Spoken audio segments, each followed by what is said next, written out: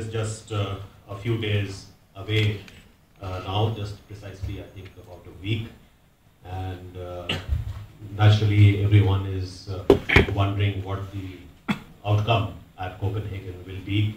While it is difficult to predict the precise contours of the outcome, I think certain trends are already very clear. First, we are unlikely to have a full-fledged legal outcome which would meet the requirement of the Bali Action Plan mandate.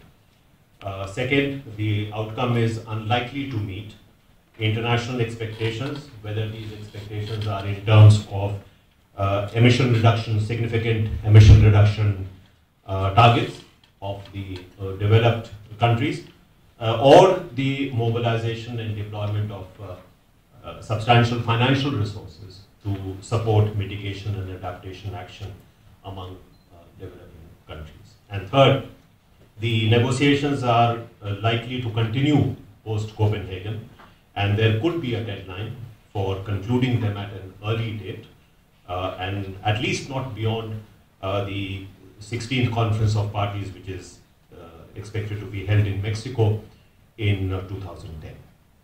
Now, why are these negotiations proving to be so difficult and complex, especially as Mr. Hoda said, there is a general recognition that we are confronting an urgent global challenge which requires a collaborative global response.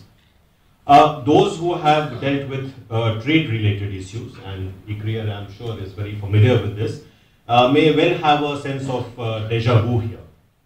The earlier rounds of GATT negotiations clearly recognize the development of developing countries as the central theme in those negotiations, and tacitly accepted a non-reciprocal trade and investment regime with few obligations devolving on developing countries. In my mind, maybe Uruguay round perhaps marked the turning point, with a reciprocal competitive regime replacing the old development center regime.